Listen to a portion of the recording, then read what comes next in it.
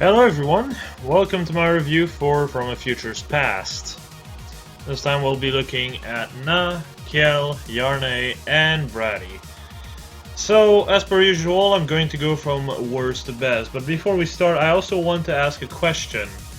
I've been thinking about doing this, but would you guys be interested in me doing a more or less in-depth analysis of the Fed channel that we got? Because we did get the weekly banners, and that's actually something I do want to talk about.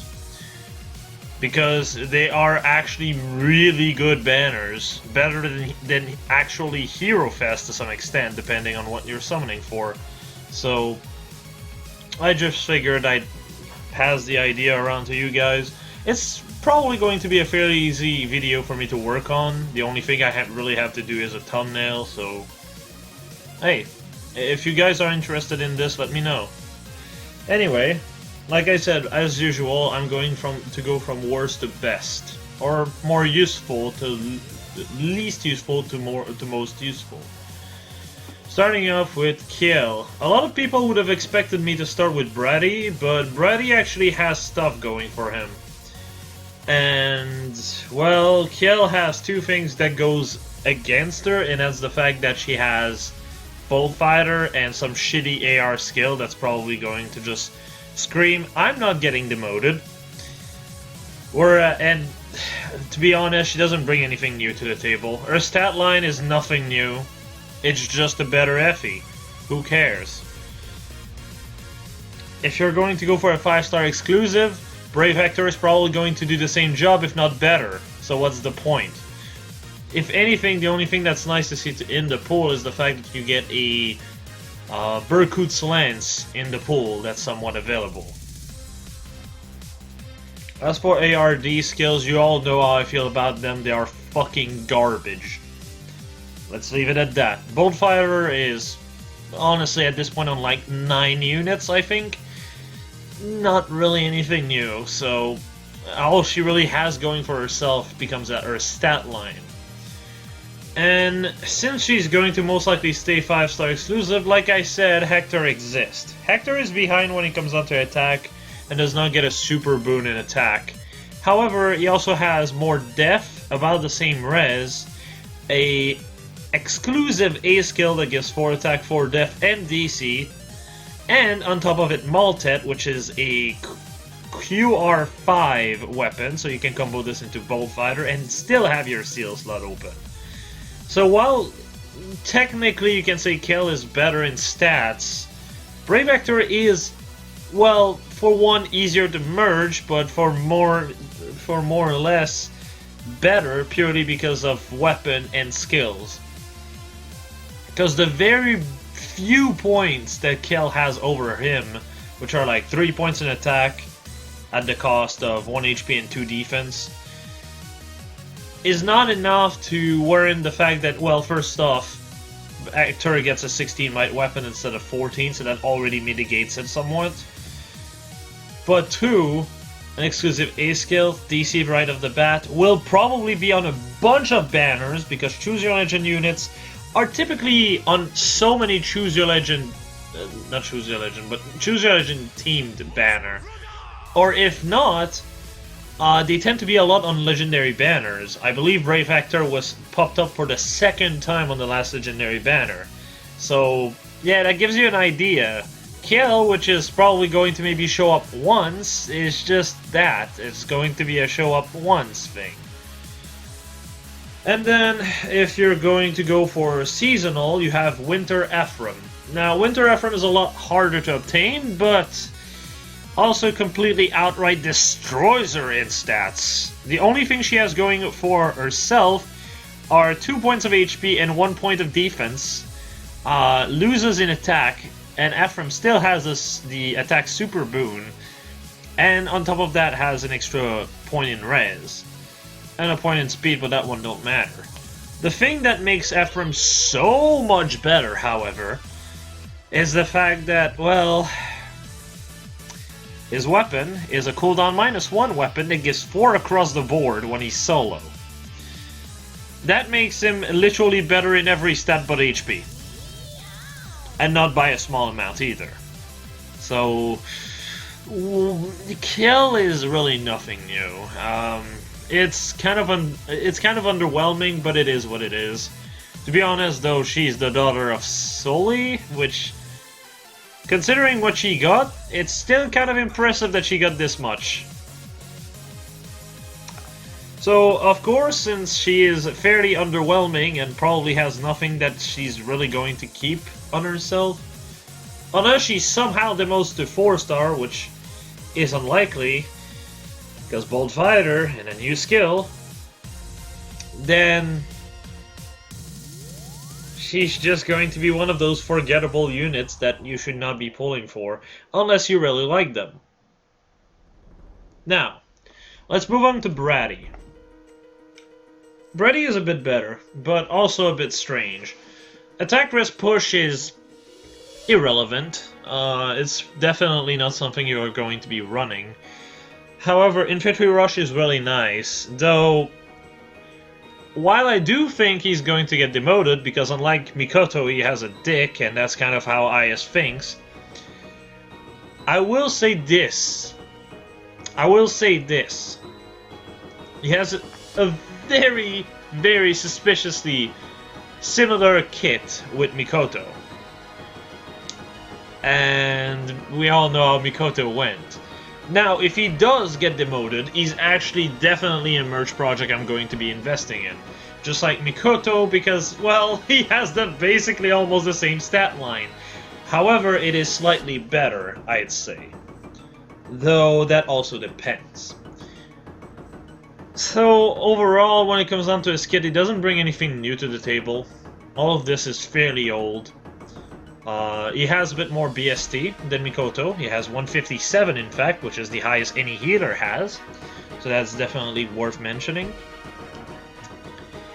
But other than that, he doesn't really have a lot going for him. Now, going into comparison, as I've already said with my Mikoto review, if you remember, I did mention how Mikoto was a slightly better absorb unit than Lachesis, purely because of her speed. What I didn't mention is that while Lachesis is technically better when it comes down to bulk, if you compare Lachesis to Brady, Brady has more defense, and just 2 point less res. More speed, more attack, more HP. Brady beats Lachesis in everything but res. That's the thing. But Brady's stat line is also a bit strange and very hard to work with. Whereas Lachesis, you can go Def Plus with Attack Def Bond and then you have 30-30. You can't do something that's simple when it comes down to Brady, unless Def Res Bond becomes a seal, in which case you can go Def Plus and then run Def Res Bond for 32-33. So then you have more bulk overall, you have more speed, you have more attack, you have more HP than Lachesis. He would outright... Well, no, Lachesis would actually have more attack because she would use Attack Def Bond. Other than that, though, Brady would be a much better tank because when it comes down to Absorb, if you can reduce the number of hit you take from 2 to 1, it makes it Absorb absolutely disgusting to some extent because then you just heal a lot more because you have less damage to heal back off. And the fact that he has a bit of speed is very helpful. Lachesis, once she's out of Quick Riposte, is typically worthless. And I'm not saying this lightly. She will be a dead weight to some extent until she actually heal up through Martyr. Brady has a better presence because 32 speed is fairly easy to work with. If he does get demoted, that's 36 speed. Without speed plus. If you have a buff in speed, that's 42 speed. 42 speed, you're at the point where you have a physical offense that you can use both in player and enemy face, unlike Lachesis. Mikoto also has a stat line very similar, although, like with Brady, her stat line is a bit more awkward to use. The extra 2 attack really don't matter when you end up losing 3 HP, 3 defense, and 2 res. That's just what it is. Brady outright beats Mikoto when it comes down to stats. Definitely not by much. Though I will also say, something worth mentioning about both of these units. Mikoto and Lachesis can receive 10 flowers, Brady is stuck with 5. That does make a bit of a difference. Mikoto ends up being a bit quicker than Brady, but in the grand scheme of things, it's really not too big of a difference. Brady is still overall slightly better. And when it comes on to Lachesis, she's a slow tank. She will take a bit more abuse, but the thing is, if she has to take 2 hits more often, it's definitely a lot less consistent for him. Moving on to builds. This build should not surprise literally anyone, but this is the typical set you should be running. If you don't want to run Quick Repose, that's fine. You can still run something like Dazzling Staff, because it's completely fine at that point. If he's at plus 10 like this, you have enough speed to double most unit that matters, or prevent doubles yourself, so Dazzling Staff becomes an actual good option on this guy. You can actually use Dazzling Staff fairly well, and now that I think about it, I'm actually glad I pulled extra Christmas Erica to murder if he does in fact get demoted. And yes, with this set I went with Attack Plus, because right now we don't have Death Res Bond, though like I said, if Death Res Bond becomes a seal, you can go Death Plus instead, because that's a super boon which will make him even tankier. At that point, he's going to just jump up to 42 defense, 43 res. That's insane, considering even with all this, he still has 53 attack with Absorb. You will struggle denting him, and he's just going to heal himself back up. Miracle is obvious for, you know, if you have to tank something like, say, Ayyy, where you'll be able to tank the first hit, but then the special comes in on the second one. Well, Miracle, poof, you live. It's very typical for Absorb set to actually be running Miracle. Christmas Erica, Lachesis, Mikoto, all of those can use the same set. Nothing really changes, except like I said, Mikoto and Brady can actually run Dazzling Staff instead of Quick Repose, or in Erica's case, Vengeful Fighter. So, yeah. Moving on to Yarne. Yarne was a surprise, honestly, for 2 reasons. It made me remember quite a few of strats I was using Escape Route for back in the day. And the other thing is the fact that his weapon is deceptively strong. If you wonder how it synergizes with Gale Force, it's quite simple. You get the 2 charge before Gale Force has a chance to proc. In other words, if you're at 2 charge left, it procs, Gale Force will proc, as long as obviously it's only the first time of the turn. Attack speed solo is not bad, though if you're talking about higher merges, it will tend to be overkill. Outspeed Wave is a wave skill, no surprise there, I don't really like those. If you've been sticking around, you probably know why, but I'm going to just reiterate for any newcomers. Wave skills in general are very unreliable, because they only work all the time. If you really need the speed on a certain turn, you're basically dead, stuck in your tracks, if it's not the right turn. It's very annoying, because at that point, unless you have someone else with even speed wave next to him, it's just not going to work. Especially when you have stuff like Own Beast existing, and I'm going to get back to Own Speed a bit later because of the build I'm going to be showcasing for him. But you have better buffing tool, especially for a cavalry unit, especially for a beast unit. You have 2 ways to buff him from just like Owns and Fortify. You have no reason to go out of your way and use a Speed Wave. Speed Wave is a bit better just to stay transformed, but even then, the buff that you gain from being transform doesn't tend to always be useful. In fact, it will backfire sometimes because you'll do too much damage and end up one-shotting the enemy instead of hitting, getting hit, and hitting again to just have Gale Force ready, which is very awkward to say the least. Now, moving on to comparison, yeah, honestly, Ranulf and him should have completely just traded stat line, but I guess it is what it is, right?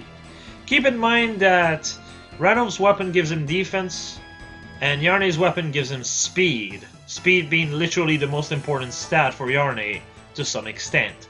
At 33 speed, you're a bit iffy, but here, even if you have neutral speed, you actually work pretty well on low merges. The thing is, Ranulf is a fan favorite, and Yarne is kind of like that character that's forgotten by most of the people that actually played Awakening.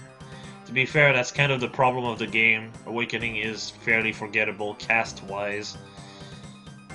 Some of the cast is memorable, but most of it is not, and the children especially suffer of that part. Well, I'm gonna be honest, when I saw the banner, the only character I knew was Na, so... and then I knew who Yarne was just because he looks a lot like Pane, but that's kinda it. Like, most of those children, I just did not have any idea who the fuck they were. They really went in a wide field with this one, which is fine. I do like having random picks like this, and like I said a few months back, if Awakening would go to just disappear and stop getting banners for a while, and then at one point they get a new banner, I would not have any issue, and this is exactly what happened. Just count how many Awakening unit we've got in the last year. You'll be surprised to know that it's like 10 times less than characters we've got from Fates. It's ridiculous. Like, I think we got like 3 or 4 characters from Awakening in a year before this banner. That goes to show. So, at this point, I'm completely fine getting more Awakening stuff. Fates? I will pass on that one. Anyway, with that out of the way, so you essentially have Yarne that has almost the same speed as Ranulf, off by 1 point, 5 more attack at the cost of 4 defense and 1 speed. Yeah, it's safe to say Yarne is better, and it really feels like they copied Bunny Alphonse's stat line, because the only difference is Yarne has 1 less HP, 1 less res, but 2 more defense. So technically Yarne has a better stat line, but not by much. If you already have Spring Alphonse, most of the set you're going to be able to run on him will also be able to apply on Yarne. Just keep in mind that Yarne actually has a weapon that lowers the enemy's attack if he's transformed, which actually can help Heavy Blade in certain cases, especially against those armored foes that ends up having so much attack. Still, while I do say this, the difference is really minor, and well, Yarne is better, but really not by much. If you have a good Bunny Alphonse, probably not worth really picking up unless you really like the character. Very similar to Kjelle in that regard. But when it comes down to the rest, he's actually very deadly.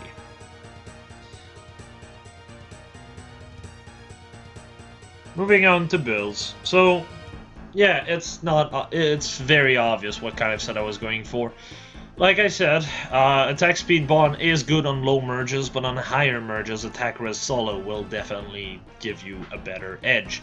Attack res solo combined with Bunny Fang, when you're attacking, essentially gives you 40 res, because you removed 4 attack from the enemy and get 6 res from attack res solo.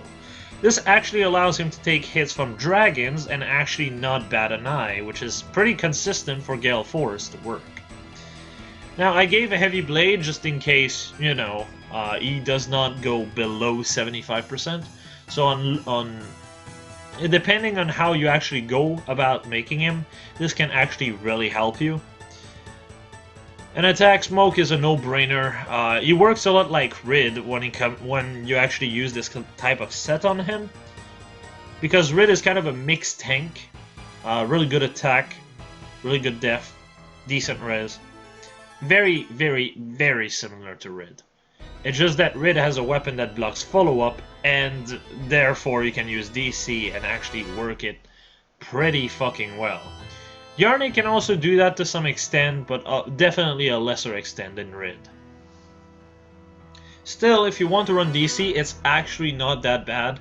It actually also helps you because in a way you don't typically will one-shot the enemy, which can actually help quite a bit.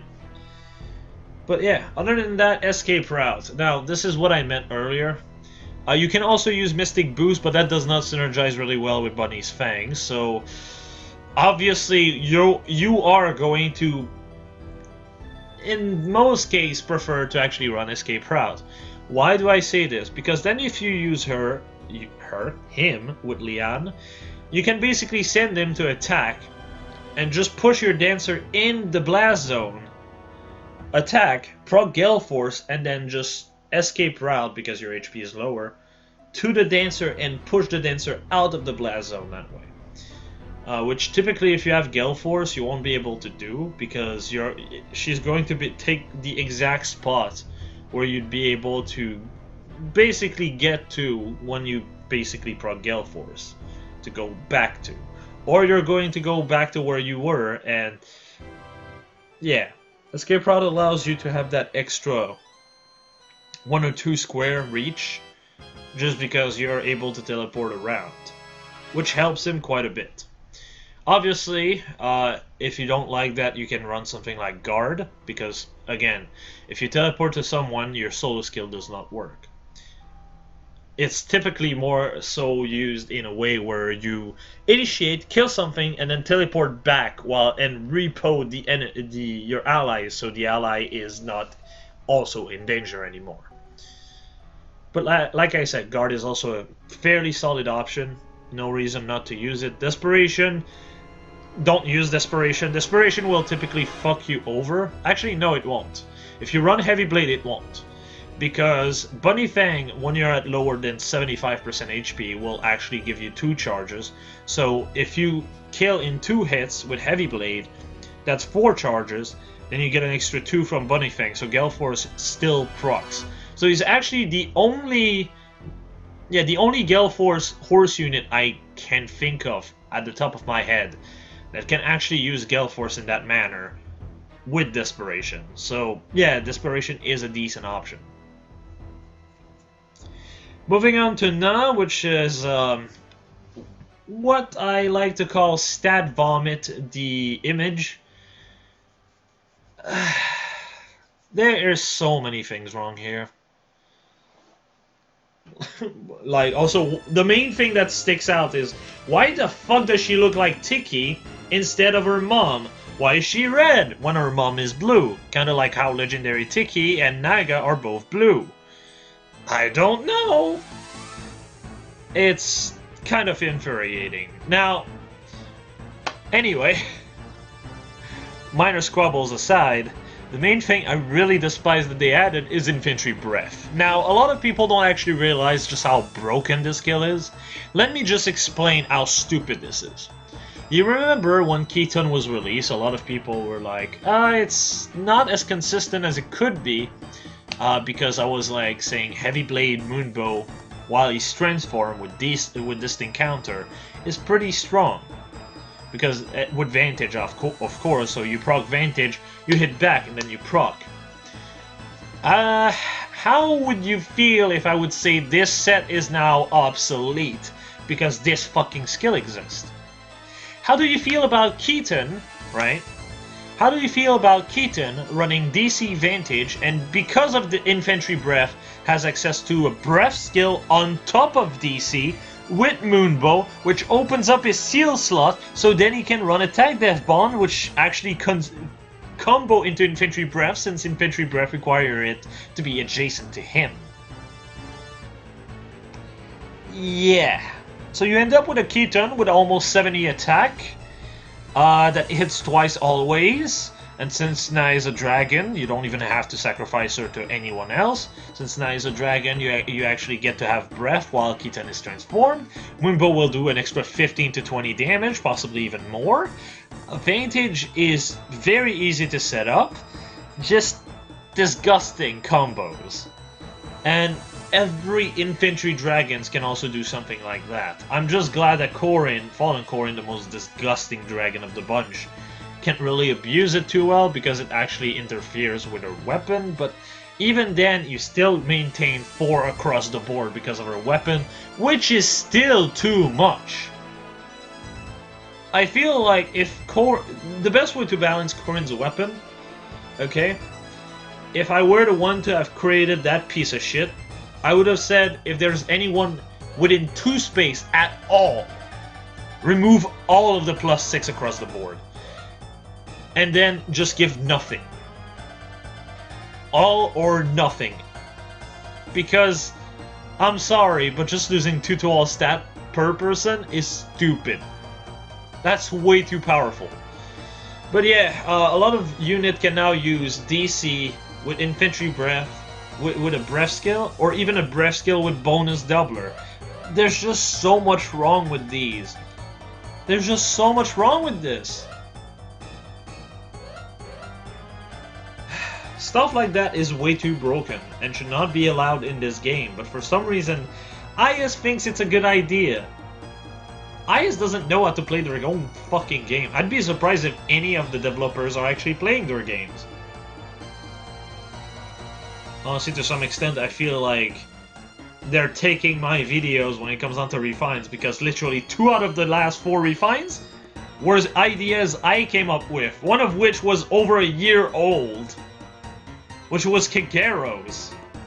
Let that sink in. Kagero, what the fuck? But I'll get over that more when we get to it. I'm actually trying to record all 3 videos in a row right now, so... we'll definitely get to it at one point. Anyway, for the unit itself, she literally blocks any follow-up if she has a buff on. Now, there are some weird way that it works. It's very similar to how... Saizo daggers will also work. I'll probably mention that also when covering the refines. But, bonus granted by skills. Now, rallies and such make it work and all, but if you fight anyone who has a dual skill, if you fight someone with dual clothes, this weapon is a dead fucking weapon. How can I put it? It's very similar to Rid. If you put a debuff on Idun, okay, Rid does not get a follow-up and does not block follow-up, because Idun neutralizes the debuff. So because the debuff is neutralized, there's no debuff per se on the unit, which means that Rid does not get a double. Likewise, Saizo does not get extra stat if there's debuff on Idun, because Idun hard counters her. Hard counters him, even. Here is the same situation. If you fight Sharina with a refined breath, or fight anyone with close combat, what the fuck? This is not Pokemon. Dual close. This weapon is doing nothing. So, yeah. With that out of the way, let's talk about comparison and why I say that this unit is stat vomit. You see, Tiki? You see, Na? There's a difference of 16 BST and 10 BST with Garen. 16. Even with the flower, the BST difference is still fucking 11 and 6 respectively. The 11 one is what gets me. I don't... Why is she a trainee? I feel like Ayyy does not play their own game. They don't know what a trainee unit is supposed to be. That has been an issue that has been ongoing since the start of the fucking game. But let me explain. A trainee unit is a unit that starts weak and ends strong. A good example to this is literally the Est archetype. That's it, the Est archetype. Yet for some reason Est does not start weak and does not end strong. So what the fuck is going on? She is a trainee unit by all definitions. Even in this game, trainee units will have less stat at the start than any other unit. But once they reach level 40, because of their insane growth, they actually outpace the units. This is why Donald is a trainee unit. Not because he's a villager boy. No, it's because he starts weak and ends strong. There's like this whole part where the unit just becomes better. Kind of like also in Echoes, how Faye, how Tobin, how Gray are all trainee units. Because there are literally nobodies that had potentials, yes, but started as basically nobodies. That's why Alm is not a trainee, because he already was training all his life with a sword. Because of Mycen. It's the same logic. Nino starts weak and becomes strong if you actually, use her.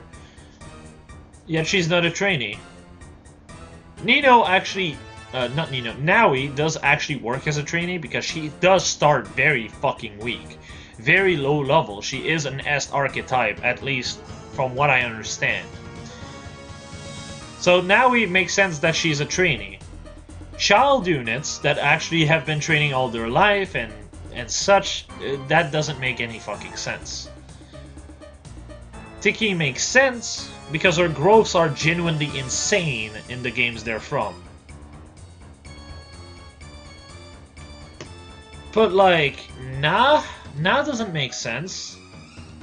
Mer does make sense, she does have a lot of growth. But like, a lot of trainee unit that should be trainee unit aren't trainee units. And then the characters that shouldn't be trainee unit are trainee units, like Corin, because Maeda is behind this game. I'm still feeling like this is actually the reason. Na should not be a trainee, yet she's a trainee. And trainee units are not dragons. There are dragons that are not trainee. Adultiki is not a trainee unit. Garan is not a trainee unit. There are plenty of dragons that aren't trainee units. So why is Na a trainee unit for some reason?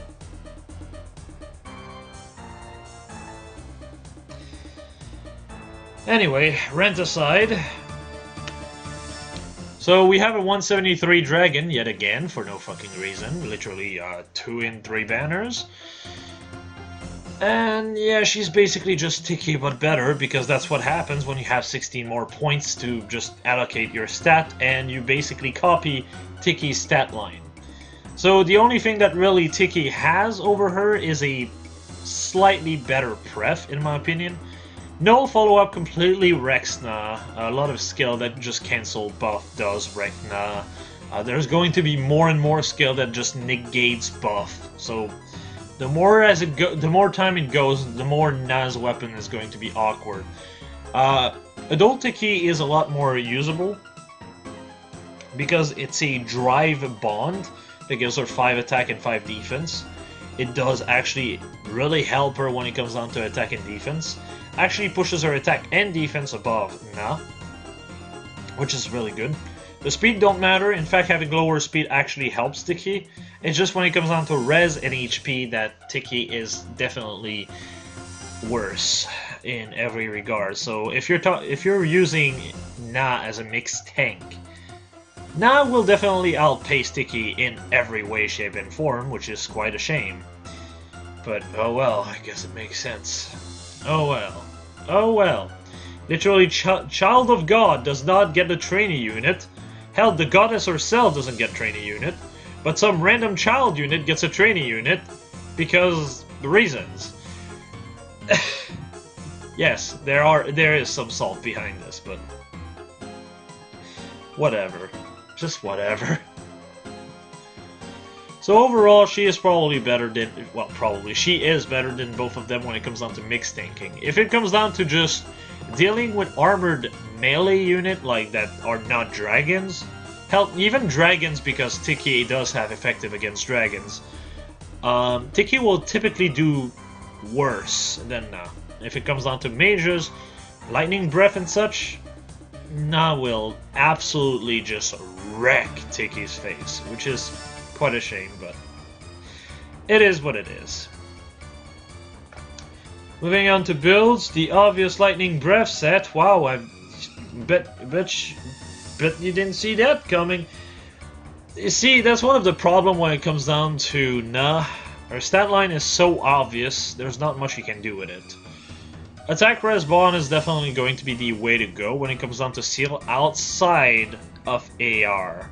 In AR, you can still use distant defense if you feel like that's a bit more consistent, though you'll definitely be using Lightning Breath there instead of Oracle's Breath.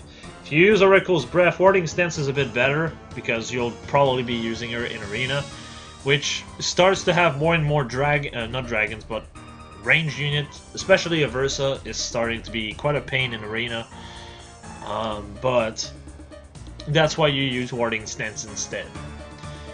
This set actually pushes her to 54 def and 54 res, as well as 72 attack.